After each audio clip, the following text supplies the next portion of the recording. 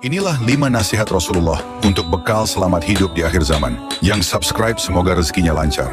Dalam sebuah hadis yang diriwayatkan oleh Imam Ahmad, Rasulullah pernah memberikan bekal bagi umatnya untuk tetap teguh menjalani kehidupan di masa akhir zaman. 1.